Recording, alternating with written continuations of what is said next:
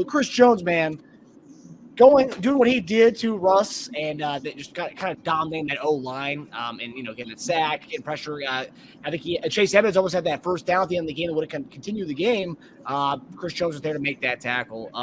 So what did you make of Chris Jones today and his performance in helping us get that 15th straight victory over Denver, going back to 2015?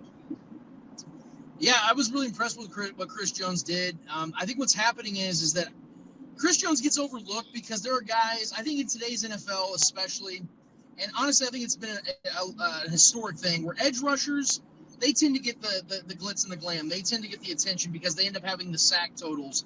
And obviously we know that sacks are a lot like home runs in baseball, where that's the number we always look at about how good a player is. Now, Chris Jones is always going to get his sacks. I think he averages around 8.5, 9 per season in his career, which is really good, especially considering his position and how he's had multiple defensive schemes he's played under in Bob Sutton and Steve Spagnuolo's.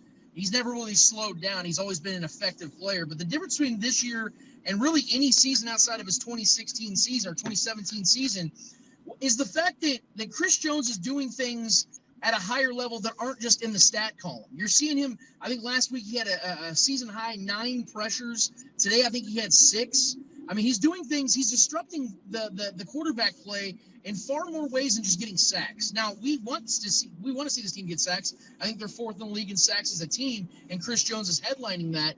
But you're seeing Chris Jones making the job for the guys around him that much easier each and every week by going and getting the focus, because we know that offensive lines are always going to pay attention to where Chris Jones is. Where's 95? That's the guy we got to target. That's the guy we got to make sure to neutralize.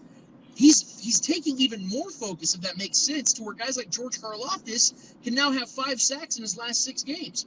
Carlos Dunlap, an aging veteran that was almost forgotten going into this year, is playing out of his mind right now. Mike Dana being an effective player. Colin Saunders, Brandon Williams, all these guys are making plays. I mean, shit, man. Colin Saunders got a free release because Nick Bolton and Chris Jones were crashing in the middle of the field. And Colin Saunders, who's like Warren Sapp out there with the 99 jersey, is getting a free release to Russell Wilson. That's credit to what Chris Jones is doing, man. So he's playing at his absolute peak right now. And I just can't put it into words. I know he's not, like I said, he's not going to get the looks of Micah Parsons and Von Miller and TJ Watt and all these other big-time names, Nick Bosa, because those guys are going to put up numbers in the sack column that are bigger than Chris Jones. But he's just as valuable as all those guys. Oh yeah, I mean, you could go and say that we wouldn't have 13 wins without him. We'd be a good 9 or 10 win team without him this year. And there's a guy on offense too that I pulled out 4 things from this game that stood out to me. There's a guy on offense, and I think we didn't have this guy. We'd be an 8 or 9 win team this year offensively. So yeah, he made all the great points about Chris Jones. I think if he played on a team like Dallas or New York, we'd be hearing more about him. But because he plays on Kansas City, we don't hear enough about Chris. And I think you go through a lot of guys in our history. I think there's a lot of guys who get more pub if they play for other teams outside of Kansas City. Hi, everybody. Thanks for watching. Subscribe here to get the latest from the show. Also, be sure to check out the best clips from Chief Concerns.